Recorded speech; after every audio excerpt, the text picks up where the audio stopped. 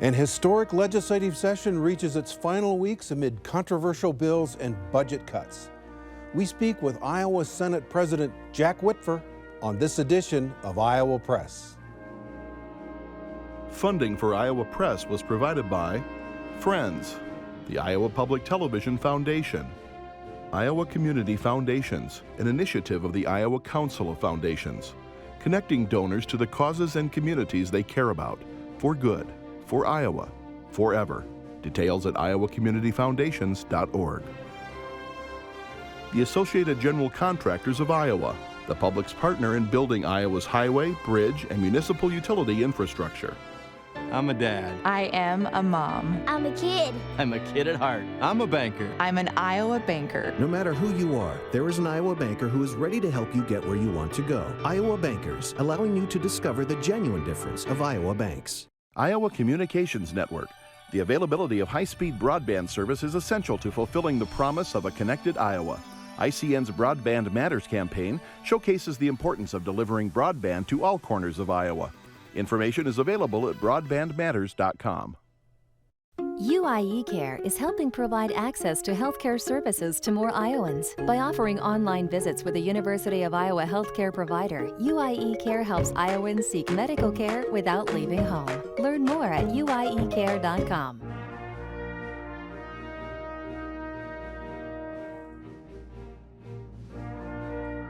For decades, Iowa Press has brought you politicians and newsmakers from across Iowa and beyond. Now celebrating more than 40 years of broadcast excellence on statewide Iowa Public Television. This is the Friday, April 7 edition of Iowa Press. Here is David Yepsen. The 2017 Iowa legislative session began nearly 90 days ago, and for Democrats, it's been a steamroller of conservative legislation. Iowa Republicans have a different view. With control of the House, Senate, and governorship, they've had an opportunity to remake state government and move it in a more conservative direction. For 3 months, it's been a fast pace for Republican leaders like Jack Whitver, balancing debates over budget cuts, new abortion restrictions, and collective bargaining. The Ankeny Republican and Iowa Senate President joins us now at the Iowa Press table. President Whitver, thanks for coming out here and being on our show today. Thank you for having me. It's good to have you. And across the table, James Lynch is political reporter for the Gazette in Cedar Rapids, and Kay Henderson is news director at Radio Iowa.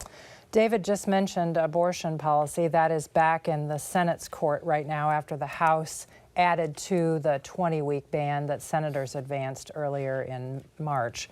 Let's go through some of the new elements of that piece of legislation.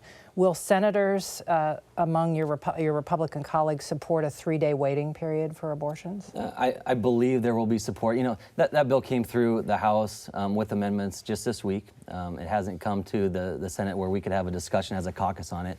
So I hesitate a little to say what we will or won't support. You know, we've tried to govern this session from leadership perspective from the ground up, and not really with an iron fist over top of the caucus, but letting the caucus speak up and really move where we want to move. And so we really want to have those conversations as a caucus together before we move forward. I will say this, the 72-week was an amendment. 72-hour? I'm sorry, the 72-hour wait was an amendment that almost went on the first time in the Senate. It was not germane to that particular bill, but it's something that there is interest in the Senate at looking at.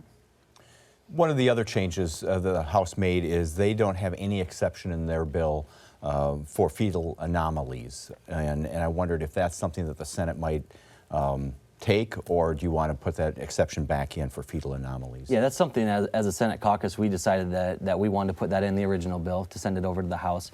The House, we haven't had discussions with them yet, the reason why they didn't want to include that, but we're going to come back, we're going to continue to talk to the experts, we're going to talk to the members of our caucus to see where we want to go with that.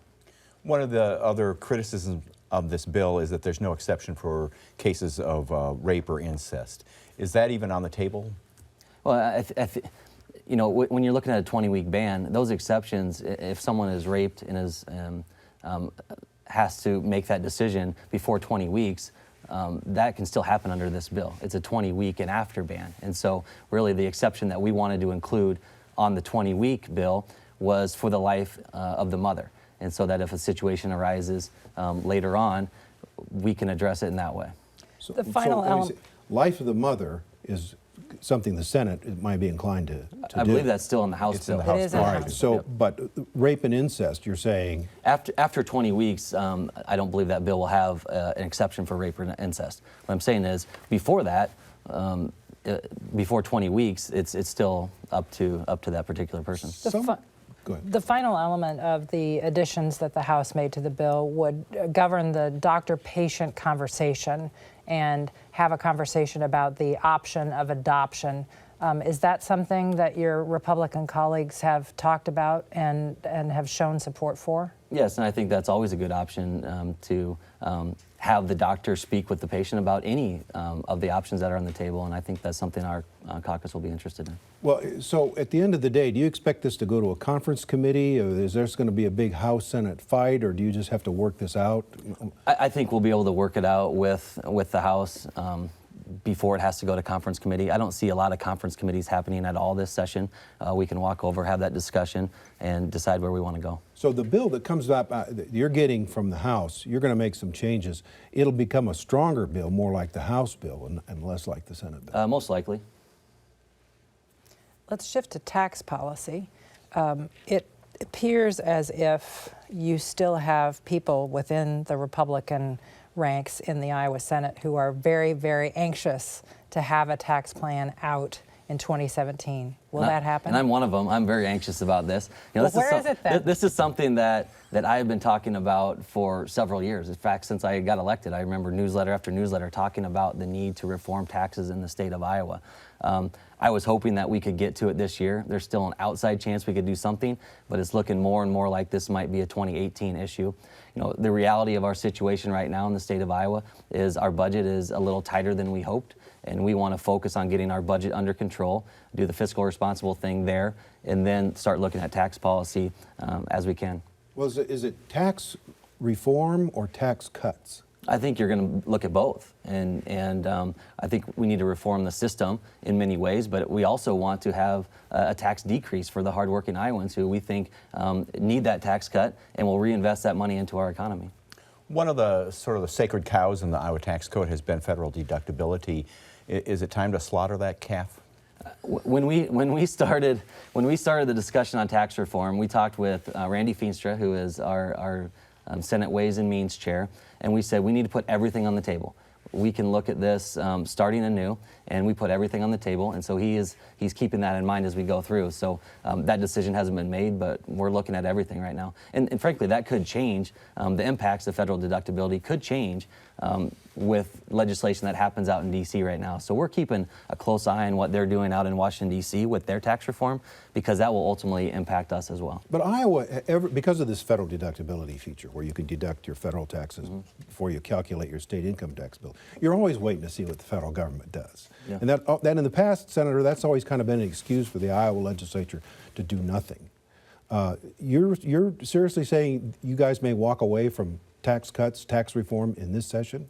I'm saying that, well, we only have 2 or 3 weeks left of this session. And the Congress is not going to get you a bill reworking the federal tax structure? We believe that Congress is going to make tax reform. I mean, that's been a priority of Speaker Ryan. President Trump has ran on that. We believe they're going to do tax reform. It won't happen the next 2 weeks. And so that's kind of what we're taking a look at. Frankly, to have real, true, lasting, impactful tax reform, it's a complicated process. And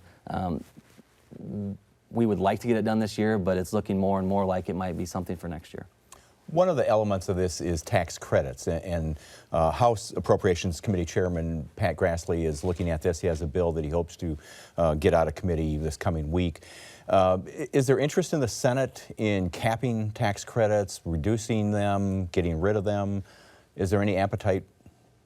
Yeah, I mean, you have to look at all those tax credits individually. Some serve purposes that are needed, some maybe aren't needed anymore. And so we're going to continue to look at that. I think the reason to cap them is we are potentially on the hook for over $500 million of tax credits.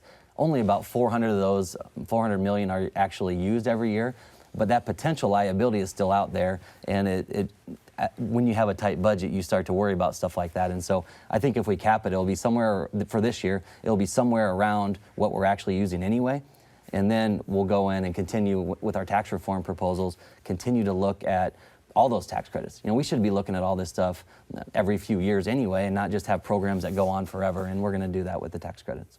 One of the questions about the tax credits has been refundability, where the state is actually writing a check to some companies or corporations that don't have any tax liability. Is that something that should be ended, writing checks to out-of-state corporations? Yeah, I think we should take a hard look at that. You know, a tax credit like the Research and Development Tax Credit is very important to a company like Pioneer or Monsanto or Rockwell Collins, where they bring good, high-paying jobs in to do their research so they can better their business going forward.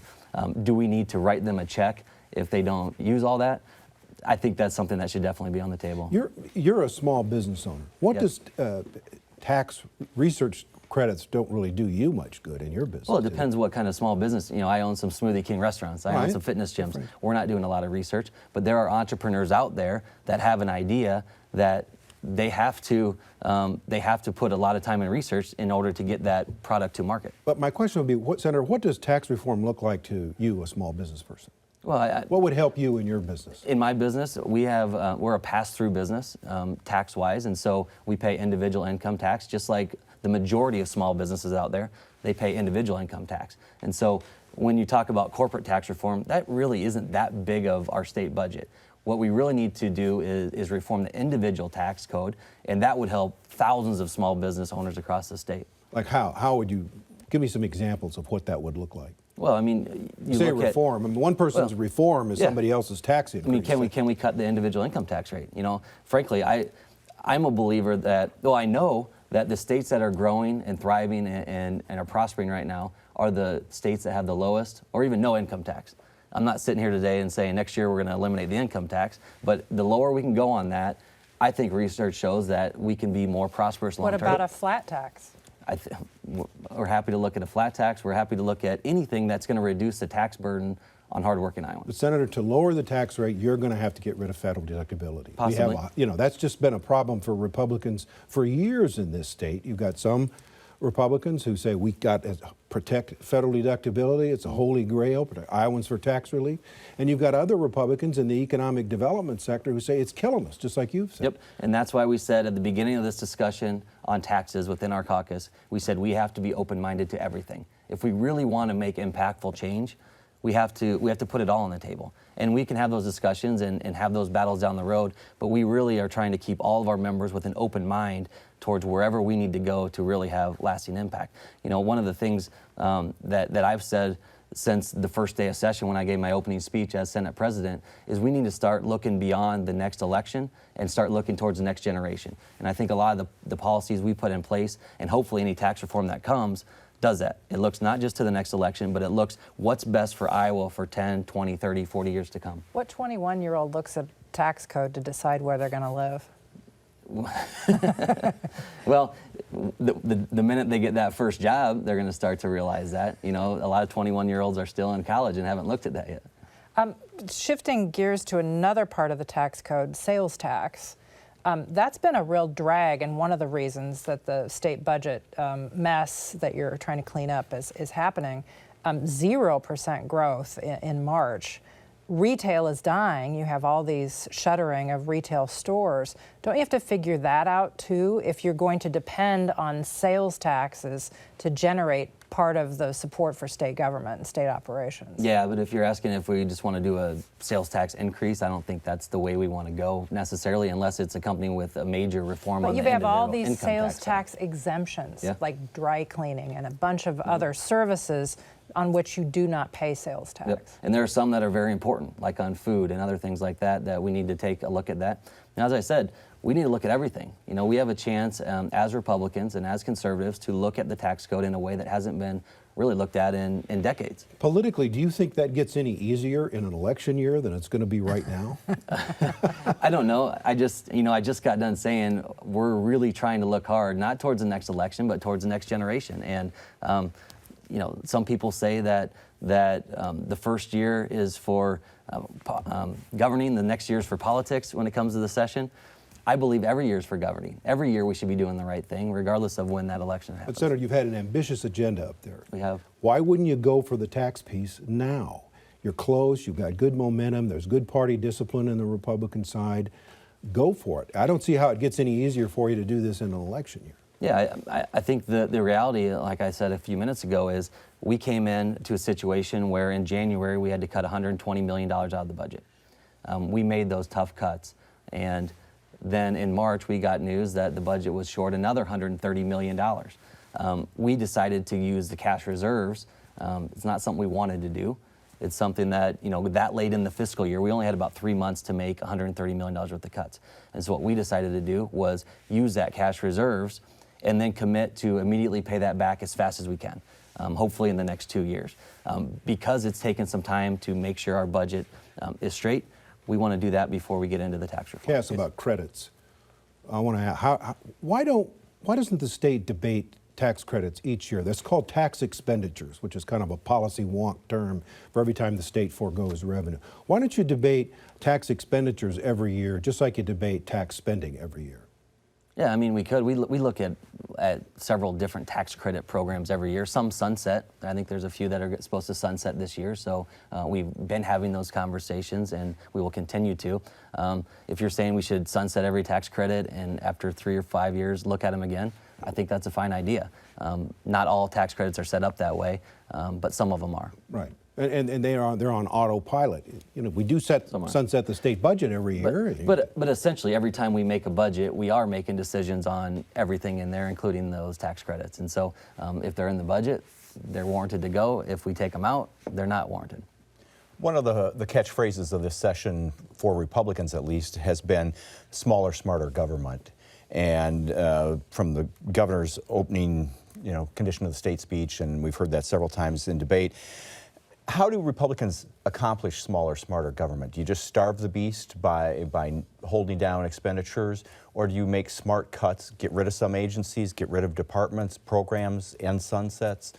How do you make smaller, smarter government? I think all of that. I mean, we're, with the de-appropriation bill, we had to go in and look and see what we could feasibly cut without really hurting programs in the middle of the year.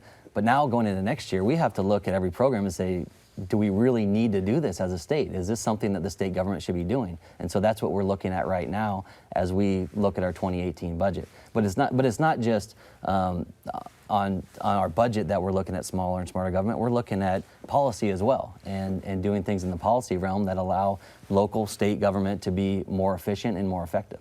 So what are the programs that might be on the chopping block, or what are the policies that you're going to get rid of? I think it's too early to tell that. We knew the You're tough doing the budget types. right now. We are, but I'm not the appropriations chair, and we have different subcommittee chairs for every appropriation budget. There's about 8 or 9 appropriation committees. We have challenged them since day one, knowing that our budget was going to be tight, that they should be looking at every line item in there. And if we don't need to do it, or if we don't need to spend as much as we are on that program, to highlight that and let's take a look at it. And that's what they've been doing, frankly, since session started. And so now is that time that we're going to start looking at finalizing that budget. Is 2 weeks enough time to have an intelligent and educated conversation about shutting down some programs and keeping others alive? We've been having those conversations all year. In private, well, I mean, but not really in public. We have budget subcommittee meetings several times a week, where we bring in department heads and so forth to look at a lot of those programs. And so, can we get it done in 2 weeks? I don't know. That's when we run out of per diem or pay as legislators. That's not my focus. I mean, if we have to stay extra, we have to stay extra. We don't have much time left, so let's do a lightning round, yes or no, to these questions, if you will. That's dangerous, but I'll try. Will the Iowa legislature provide more money for water quality programs? Yes. Will the Iowa legislature dismantle the Des Moines Water Works?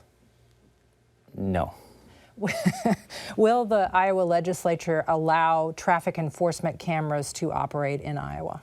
I don't know. They're going to, regardless, I think they're going to be heavily regulated, but can we fully ban them? I don't know yet. Will the Iowa legislature ban texting while driving if you're an adult behind the wheel? Yes. Okay. A full ban? On texting and driving, I believe so. No tax discussion would be complete without mentioning the property tax. Yeah. And Iowans all across the state are getting a wonderful little note from the county assessor these days about how much their assessment has gone up. In Polk County, it's been very surprising. It's not what your tax bill is going to be, but where do you see the property tax debate headed either this year or next year. Yeah, and it's surprising and not in a good way from the people that I've talked to and when I opened mine at home. In fact, I wrote my newsletter article about that today. It was in the Des Moines Register online. People are surprised and they're mad and they're angry at how much their assessments have went up so quick and what that ultimately means for their tax bill. I think it's something we need to take a hard look at. You know, at a time when state revenues have kind of flattened off and incomes are not going up like we think, to ask people to pay more and more for their property taxes is frankly not fair. I have constituents that have lived in their house for 20, 30, 40 years. It may be paid off. They may have bought it for $25,000 and all of a sudden they're paying tax on a $200,000 house. People are literally being taxed out of their homes in some cases, and it's something that we really need to take a look at. This session, I think that we can hopefully get something done that will make that appeal process a little bit more fair. It's really hard to get your appeal granted when you go to the Property Tax Assessment Board. Hopefully we can get something done this year to make it easier to appeal. Long term, that's probably a next session to really look at the whole property tax system. And am I right? You know, I read your newsletter. That appeal has to be done by April 30th. Yep, you only have from, I think, April 2nd to April 30th to file that appeal. And so if you're listening at home and you're not happy with your assessments, contact the assessor as soon as you can. News you can use. Let's shift gears again and talk a little bit about you, Senator Whitver. You're one of the younger members of the Senate. Just elevated to Senate President leadership. Where do you see yourself in 5 years? That's a really, you know, in politics, I always tell people in politics, you can't really chart your path and where you want to go and what seat, because, you know, frankly, from the time I was born in 1980, we had Tom Harkin as the U.S. Senator almost that entire time, Chuck Grassley almost that entire time, and Terry Branstad almost that entire time as governor, with the exception of a couple years in there. I have a very simple philosophy in life, not just politics, that you do the very best you can wherever you're at, whatever job, and you'll be rewarded for it. And I think that's always been my goal. Do you want to be one of those longtime guys like Senator Grassley and Governor Branstad? That has never been my intent. But, you know, I ran for office in 2010, after the 2010 election, in a special election, because I was frustrated at the path government was going. And hopefully throughout the next couple of years where we actually have a chance to make some changes, we'll be satisfied with that and we'll be happy with it. Have you been approached about being Lieutenant Governor? No. Do you have any interest in that job? No, I'm happy as Senate President. Okay. Do you see yourself running for Congress or running for governor down the road? No, yeah. Well, I almost ran for Congress once, and then the night before I was going to announce, my wife woke me up at 2 in the morning and said she's pregnant, and I have little Drew that was born in August 31st to show for that, and that changed my mind really quick. You know, again, do the best you can where you're at, and I really love being an entrepreneur. That's why I like the Iowa legislature, because we are a citizen legislature, that you go and you go back to your private job or your career after we're done, and you have a chance to do both. You don't have to just solely focus on politics. You can explore other options as well.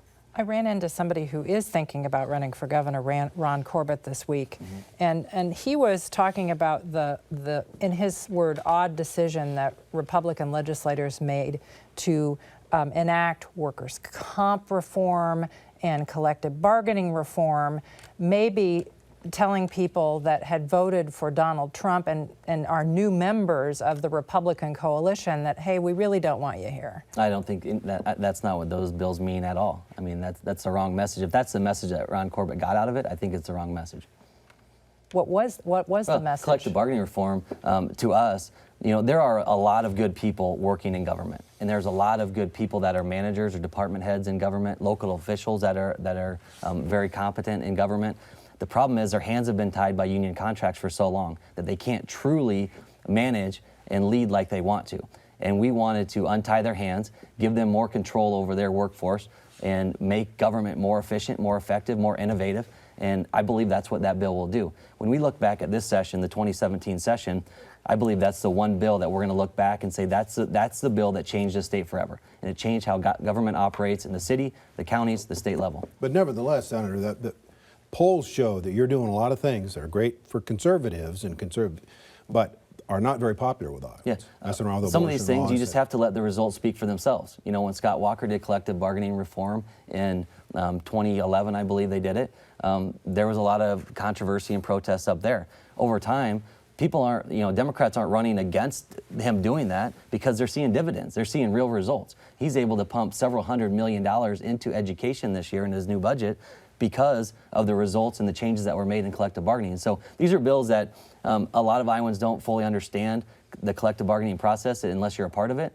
And so it's more of we have to judge us on the results that come out of it. Your governing partner, Senate Majority Leader Bill Dix, said Republicans want to kick the door in. And you came in with an aggressive agenda, lots of bills, lots of activity for the past few months.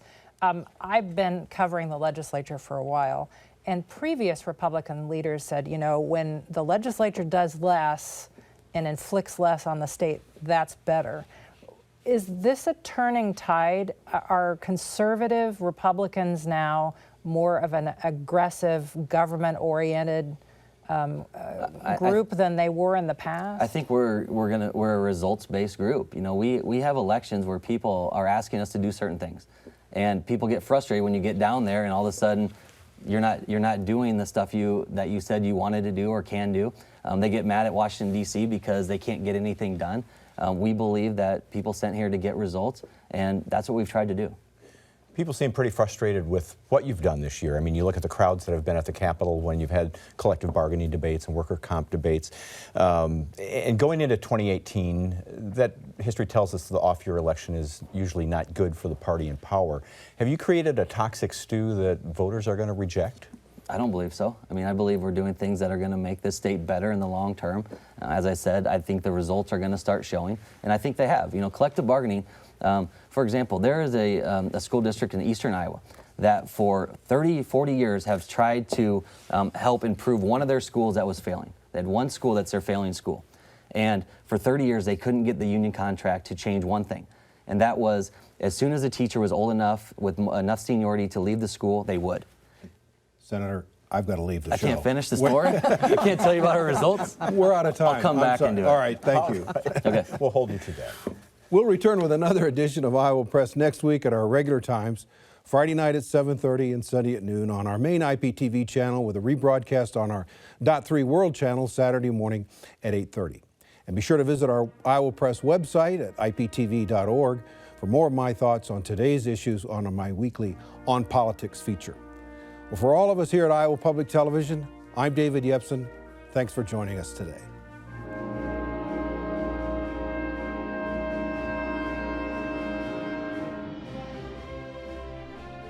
Funding for Iowa Press was provided by Friends, the Iowa Public Television Foundation, Iowa Community Foundations, an initiative of the Iowa Council of Foundations, connecting donors to the causes and communities they care about, for good, for Iowa, forever. Details at iowacommunityfoundations.org. The Associated General Contractors of Iowa, the public's partner in building Iowa's highway, bridge, and municipal utility infrastructure. I'm a dad. I am a mom. I'm a kid. I'm a kid at heart. I'm a banker. I'm an Iowa banker. No matter who you are, there is an Iowa banker who is ready to help you get where you want to go. Iowa Bankers, allowing you to discover the genuine difference of Iowa banks. Iowa Communications Network. The availability of high-speed broadband service is essential to fulfilling the promise of a connected Iowa. ICN's Broadband Matters campaign showcases the importance of delivering broadband to all corners of Iowa. Information is available at broadbandmatters.com. UIE Care is helping provide access to healthcare services to more Iowans. By offering online visits with a University of Iowa healthcare provider, UIE Care helps Iowans seek medical care without leaving home. Learn more at uiecare.com.